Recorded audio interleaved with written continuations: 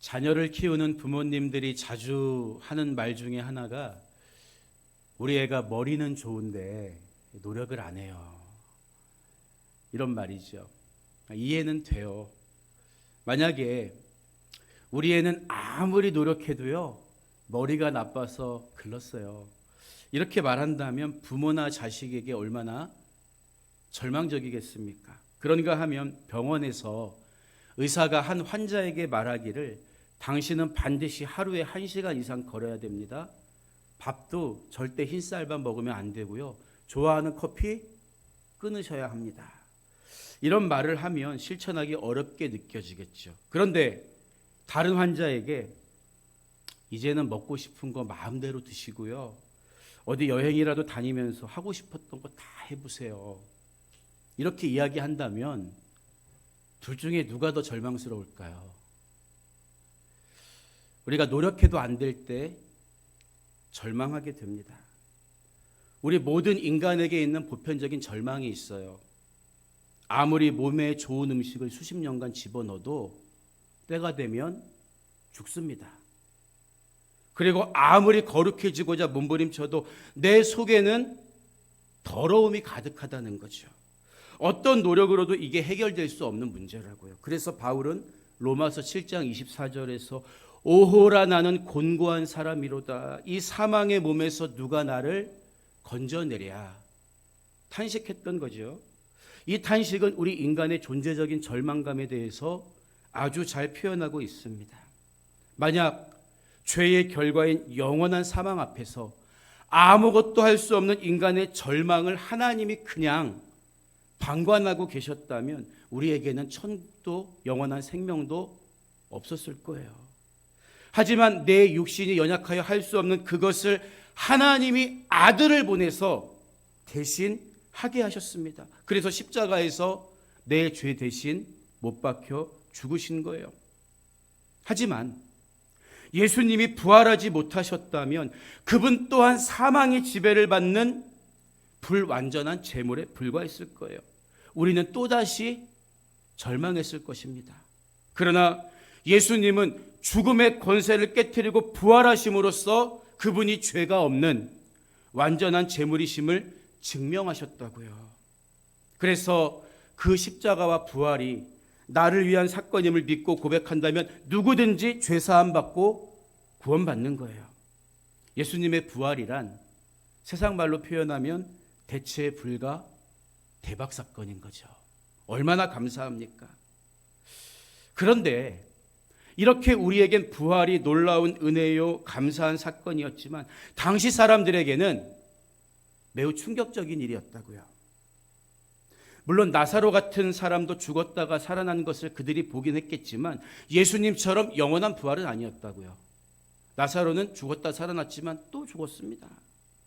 그래서 제사장과 장로들은 무덤을 지키던 로마 군인들에게 많은 돈을 주고 야야 제자들이 예수님 시체를 훔쳐갔다고 퍼뜨려. 그분이 자기가 얘기한 것처럼 부활한 게 아니라 제자들이 시체를 훔쳐간 거야. 사주하죠. 복음서를 보면 세리 출신이었던 마태가 얼마나 이 관계에 정확합니까? 이런 사실까지도 다 기록하고 있어요.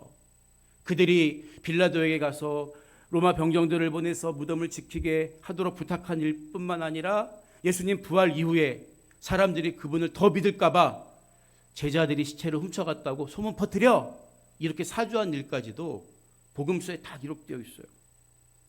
여러분 지금도 예수님의 묘지가 있다고 주장하는 사람들, 그 가족묘에서 예수님의 뼈가 발견됐다고 주장하는 사람들이 있어요. 근데 말씀드린 것처럼 성경은 2000년 전에도 예수님이 부활하신 당시에도 거짓 뉴스를 퍼뜨리는 사람들이 있었다는 것을 이미 말해주고 있다고요. 여러분 거짓 정보를 퍼뜨리려면 뭐가 있어야 합니까? 당연히 거짓 증거가 있어야 하죠. 그러니까 그때부터 만들어 놓은 가짜 무덤이나 증거들을 2000년 뒤에 발견했다고 해서 그게 뭐 대단한 의미가 있겠습니까? 도마복음? 애초에 66권에 들어가지 못한 성경이 오래된 그 문서가 발견됐다고 해서 오늘날 복음의 권위를 뒤집을 만한 능력이 있어요? 가치가 있어요? 아니라는 거죠. 예전에도 그랬고 지금도 그렇고 예수님의 부활을 가짜라고 퍼뜨리면서 거짓 증거를 만들어내는 사람들은 여전히 있었다는 거예요. 왜 그렇습니까? 인간의 이성에 이해되는 수준으로 또는 부활의 영광을 가리려는 것이 마귀의 전략이기 때문이죠. 그래서인지 오늘 본문 16절 이하를 보면 11제자가 갈릴리에 가서 예수께서 지시하신 산에 이르러 예수를 배웁고 경배하나 아직도 의심하는 사람들이 있더라. 이렇게 말하고 있어요. 그때 모인 500여 명의 사람들 중에 어떤 사람들은 예수님께 진심으로 경배하고 부활을 믿었지만 어떤 사람은 의심했다는 거예요. 안타까운 것은 그 자리에 모인 사람들 모두 어디에 모였다고 했습니까? 예수께서 지시하신 산에 모였다 그랬어요.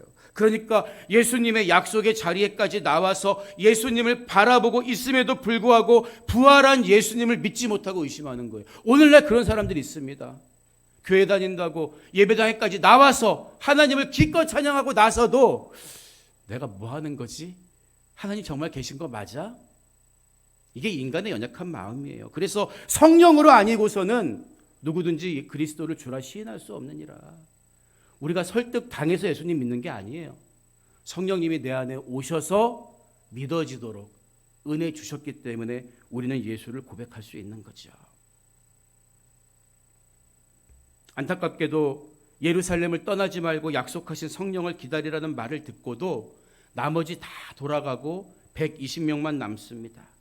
이처럼 기적을 보고도 심지어 생생한 부활의 현장에 있었으면서도 그게 믿음으로 연결되지 못하는 사람들 더 많다고요. 여러분, 내가 체험했다고 다 믿어지는 게 아니에요. 그 체험이 진짜 복음적인 믿음으로 온전히 이어지는 경우도 드뭅니다. 그냥 신비주의에 빠지기가 쉬운 거지. 그래서 내가 기적을 체험하고 하나님을 잘 믿게 됐다? 이거 놀라운 거예요. 기적을 경험한다고 해서 모두가 예수님을 주로 시인할 수 있는 게 아니기 때문입니다. 여러분, 그런데 중요한 것은 오늘 말씀 속에는 예수님이 우리와 왜 함께 하시느냐? 함께 하시려는 이유에 대한 말씀이 자세하게 기록되어 있습니다. 우리 입장에서는 주님이 함께 하시는 게 왜 좋아요? 뭔가 폼 나잖아요. 하나님이 나와 함께 하시면요, 내가 원하는 것 들어주고요.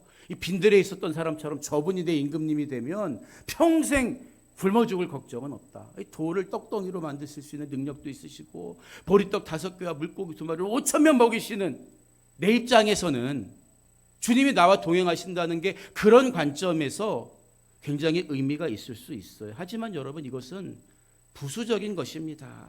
예수님이 우리와 함께 하시는 그분의 목적을 알아야 되는 거예요. 내 목적 말고. 그분은 도대체 왜 내가 너희와 함께 있으리라 말씀했느냐? 그것은 복음을 전파하게 하기 위함입니다. 우리는 예수님이 나와 함께 하시는 목적을 분명히 알아야만 그분과 동행하면서 말씀에 순종할 수 있는 거예요. 내 입장에서 내가 그분과 동행하는 목적만 앞세우면 안 된다는 거죠. 먼저 19절 전반부를 보면 예수께서 나와 말씀하여 이르시되 하늘과 땅의 모든 권세를 내게 주셨으니, 이 말씀을 하세요. 예수님이 공생의 기간 동안에 주로 하신 말씀은 나는 아버지가 하시는 일을 보지 않고는 아무것도 하지 않는다. 아버지가 일하시니 나도 일한다. 나는 아버지의 뜻에 순종하기 위해 이 땅에 오셨다는 거예요. 우리는 그런데 당연히 예수님이 하늘과 땅의 모든 권세를 가지고 태어난 분이라는 생각을 갖고 있다고요. 그런데 공생의 이전에 마귀가 예수님을 시험할 때 어떤 말을 하는 줄 아세요? 너가 나에게 절을 하면 천하 만국을 주겠다고 장담하면서 누가복음 4장 6절을 보면 이 모든 권위와 그 영광을 내가 내게 주리라. 이것은 내게 넘겨준 것이므로 내가 원하는 자에게 주노라. 이 말을 해요. 먼저 성경에 나오는 마귀, 사탄은 모두 단수 명사로 동일한 존재로 봐도 무방합니다. 뭐 그냥 거칠게 분류하면 사탄은 히브리어고 마귀는 헬라어죠. 그런데 마귀가 천하만국의 권위와 영광을 내가 넘겨받았다고 말한 대목에 주의할 필요가 있다고요. 이게 어떻게 된 일입니까? 창세기로 거슬러 올라가면 하나님은 인간에게 세상을 다스리고 경영할 통치권, 즉 킹쉽을 주십니다. 하나님의 대리자로서, 청지기로서. 왜 인간에게 이런 특권을 주시죠? 인간만이 하나님의 형상대로 지음받은 sonship, 하나님의 아들됨의 지위를 받았기 때문이에요. sonship과 kingship을 받은 존재지요. 하지만 첫사람 아담의 타락으로 인해서 하나님 보시기에 아름답게 창조된 세상은 저주받고 깨졌습니다. 깨졌기 때문에 이 땅에 생로병사와 적자생존과 약육강식의 법칙이 들어온 거 아니에요? 그리고 그로 인해 마귀가 공중권세를 잡고 사망과 저주로 인간을 올가매게 된 거죠. 그래서 내가 넘겨받았다는 표현을 쓰고 있는 거예요. 여러분, 하지만 물론 그렇다고 해서 마귀가 하나님과 우주를 양분해서 다스릴 만한 존재가 되었다는 말은 절대 아니에요. 그것은 이단의 사상입니다. 조로아스터교나 힌두교에서는 선한 신과 악한 신의 대결로 이 세상의 역사를 묘사해 가잖아요. 그러나 성경은 절대 그렇게 말하지 않아요. 온 우주의 통치자는 오직 하나님 한 분밖에 없다는 사실에는 변함이 없습니다. 그래서 심지어 사탄이 욥을 시험할 때도 누구의 승인을 받아야 되는 거예요? 하나님의 승인과 허락을 받아야 하는 거죠. 다만 마귀는 깨어진 세상 속에서 죽음을 통해 인간을 영원한 멸망으로 끌고 갈 권세, 사망의 권세를 사로잡게 되었다는 거예요. 여러분, 하지만 둘째 아담으로 오신 예수님이 십자가에서 부활하심으로 인해 죄 없는 예수를 참소해서 죽게 만든 사탄은 그 자신이 정죄받아 머리가 상하게 된 거죠. 사망을 깨트리고 사망 권세를 이기고 부활하신 예수님이 완전한 승리자이고 상속자가 되신 거예요. 그래서 이 사실에 대해 빌립보서 2장 9절 이하의 말씀을 보면 이러므로 하나님이 그를 지극히 높여 모든 이름 위에 뛰어난 이름을 주사 하늘에 있는 자들과 땅에 있는 자들과 땅 아래에 있는 자들로 모든 무릎을 예수의 이름에 꿇게 하시고 모든 입으로 예수 그리스도를 주라 시인하여 하나님 아버지께 영광을 돌리게 하셨느니라. 증언하고 있는 거예요. 부활 승리로 인해서 예수님은 마귀가 쥐고 있던 사망의 권세를 깨트리고 우리를 구원하신 구원자가 되시고 하늘과 땅의 모든 권세를 독식하신 거죠. 따라서 지금 예수님이 자기 자신을 설명할 필요가 없는 분이잖아요. 하나님이. 그런데 왜 하늘과 땅의 모든 권세를 가지고 있다고 말씀하실 필요가 있습니까? 하나님이신 그분이 내가 절대적 권한을 가진 주인으로서 너희를 보낸다.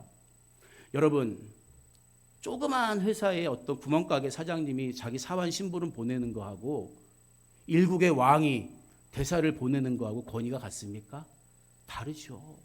우리의 권위, 복음 전파자로서의 사명은 누구로부터 받은 거라는 거예요?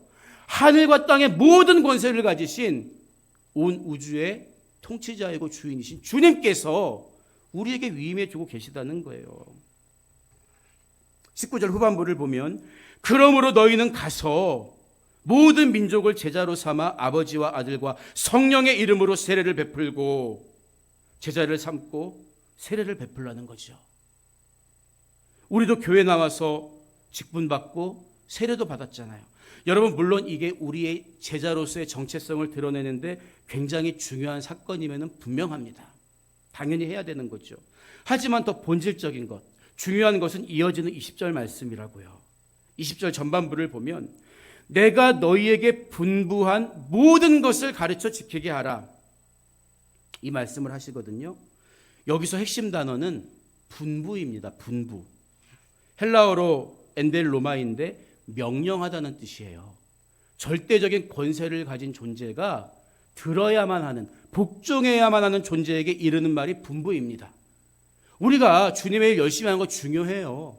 하지만 더 중요한 게 뭡니까? 이게 주님이 하신 말씀이냐? 이게 주님의 분부냐? 이게 중요한 거 아니겠습니까?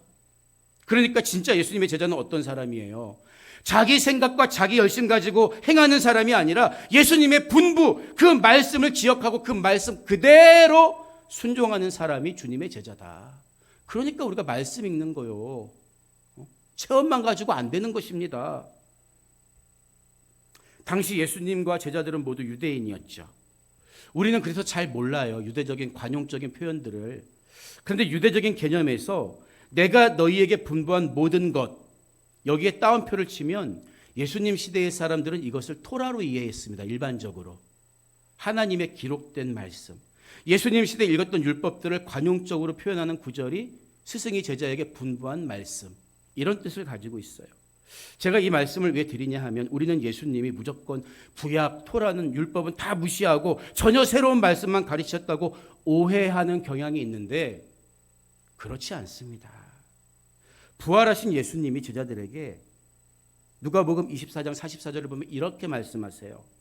내가 너희와 함께 있을 때에 너희에게 말한 바 곧 모세의 율법과 선지자의 글과 시편에 가리켜 나를 가리켜 기록된 모든 것이 이루어져야 하리라 한 말이 이것이니라. 부활이니라. 그러니까 무슨 말씀이세요? 예수님 부지런히 제자들에게 토라도 가르치시고 예언서도 가르치시고 시편도 가르치셨다는 거예요. 그러면서 그냥 그것을 껍데기만 가르치시는 것으로 끝난 게 아니라 이 말의 의미가 이런 거야. 그것은 나의 부활로 완성되는 거야. 예수님이 구약을 안 가르치셨습니까? 절대 아니라는 거예요. 이처럼 율법의 완성자로 오신 예수님은 율법을 가르치시기도 했고 율법의 토대 위에 내적으로 우리 심령이 변화된 삶을 요구하신 거예요.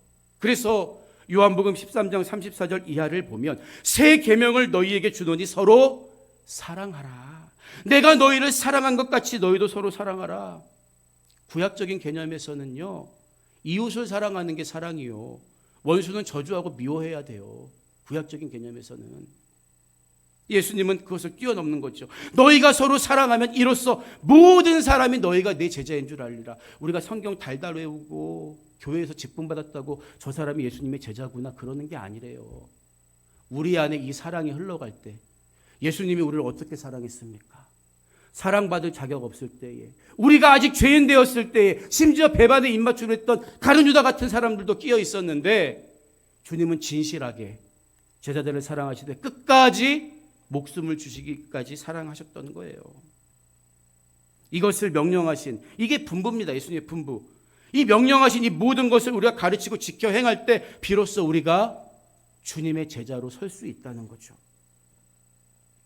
여러분, 그러면 심지어 제자들도 예수님 십자가를 바라보며 도망갔는데 연약하고 초라한 육신으로 유혹에 넘어지고 하루가 멀게 변덕을 부리는 우리가, 내가 어떻게 이렇게 귀한 사명, 하늘과 땅의 모든 권세를 가진 분이 위임한 사명을 감히 감당할 수 있겠습니까? 예수님이 마지막에 하신 약속의 말씀이 있기 때문이에요. 20절 후반부를 보면 예수님이 볼지어다 내가 세상 끝날까지 너희와 항상 함께 있으리라. 이 약속을 해 주시거든요. 예수님은 우리에게 사명을 주셨고 그 사명대로 사는 나와 끝까지 내가 함께 있겠다고 보증해 주신 거예요. 그러니까 분부의 말씀을 지키는 것도 내가 하는 게 아니라 누가 하는 거예요? 내 안에 계신 주님께서 나를 통해 하시는 것입니다. 종은 무익한 거요, 자랑할 게 없습니다. 마땅히 쓰시도록 내어드린 것뿐입니다. 예수님이 요한복음 14장 18절에서 내가 너희를 고아와 같이 버려두지 아니하고 너희에게로 오리라 말씀하신 것은 결코 전도와 선교의 전선에 나를 혼자 내버려두지 않겠다는 약속의 말씀이에요. 마가복음에서 믿는 자들에게 이런 표적이 따르리니 곧 그들이 내 이름으로 귀신을 쫓아내며 새 방언을 말하며 뱀을 집어올리며 무슨 독을 마실지라도 해를 받지 아니하며 병든 사람에게 손을 얹은즉 나으리라. 이 말씀하신 것도 왜 하신 거예요? 성령으로 복음을 영화롭게 하는 자들의 삶 속에 동행해 주시겠다. 보증의 말씀입니다. 그러니까 예수님이 나를 언제 확실히 도와주시나요? 이 말씀에 근거해 본다면 모든 것을 지켜 행하게 하라. 내가 너에게 분부한 모든 것을 지켜 행하게 하라는 그 명령에 순종해서 살아갈 때 하나님은 내가 하는 일도 건강도 돌보고 지켜주신다는 거예요.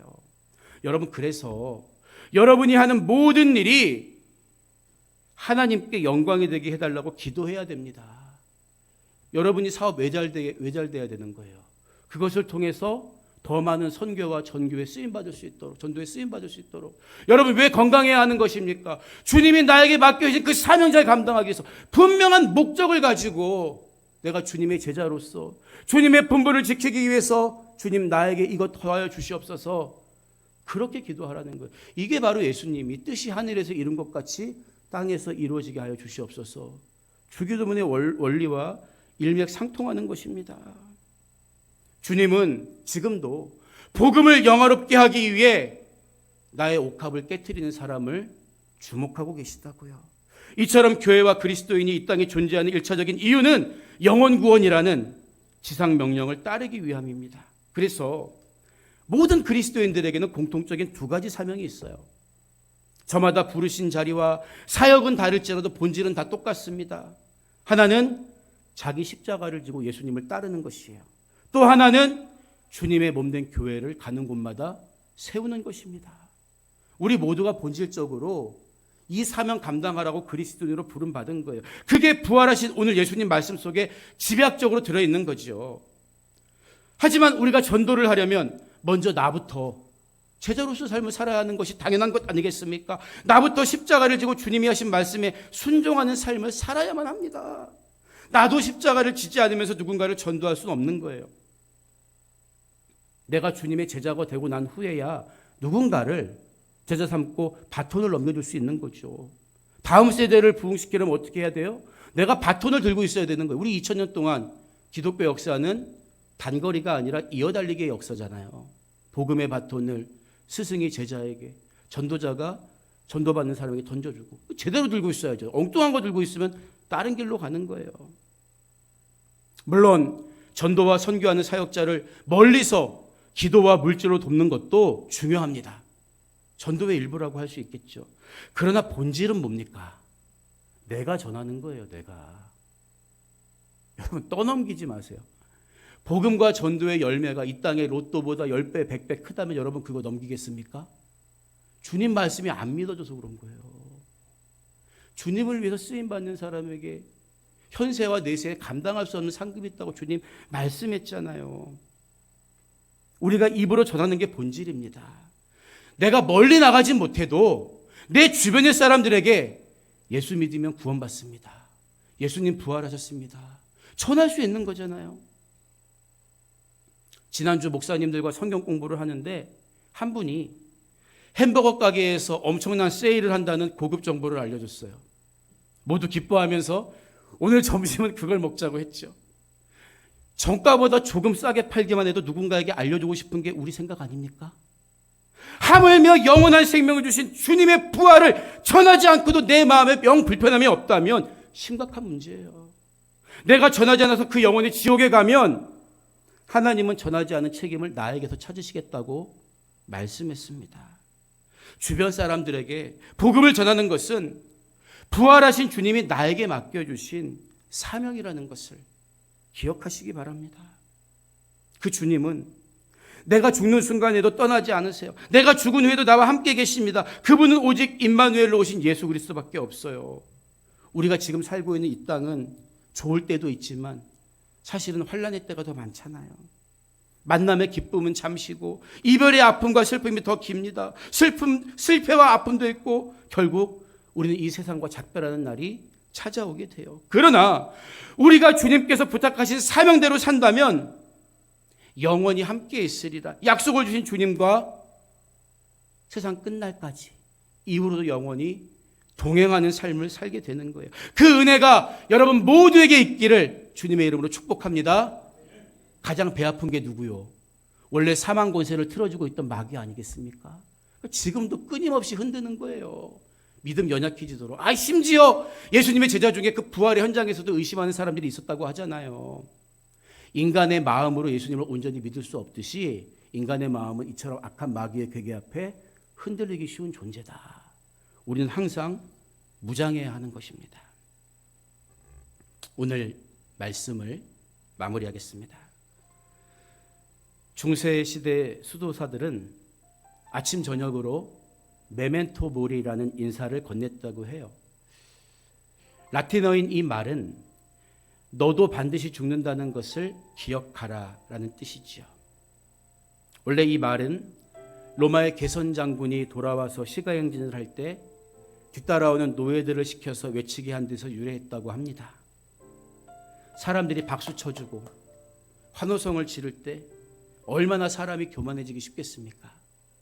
그러니까 그런 자리에서도 너도 언젠가 죽어, 겸손해야 한다는 교훈을 심어주기 위함이었다고 해요.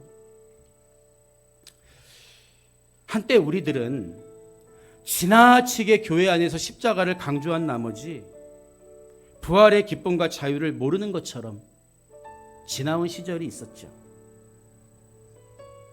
하지만 지금은 반대로 고난과 순종보다는 영광만을 추구하는 영적 방종의 시대를 살고 있지는 않습니까? 여러분, 그러나 십자가 없는 부활은 없습니다.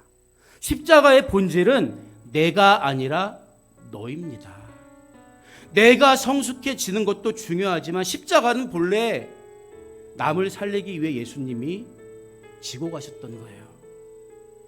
우리도 주님처럼 영혼을 살리기 위해 십자가를 지고 가야 한다는 십자가 신앙을 회복해야 합니다. 다니엘서 12장 3절은 지혜 있는 자는 궁창의 빛과 같이 빛날 것이요 많은 사람을 옳은 대로 돌아오게 한 자는 별과 같이 영원토록 빛나리라 선언하지요. 지혜 있는 자는 결국 모든 것을 가르쳐 지키게 하라는 예수님 말씀에 순종하는 복음 전도자 아니겠습니까? 바로 그가 육신의 죽음을 넘어서 별과 같이 영원토록 빛나게 될 것입니다. 부활하신 주님, 그 주님의 말씀을 기억하면서 많은 사람들을 옳은 대로 돌아오게 하는 별과 같은 전도자의 삶 사시기를 주님의 이름으로 축복합니다.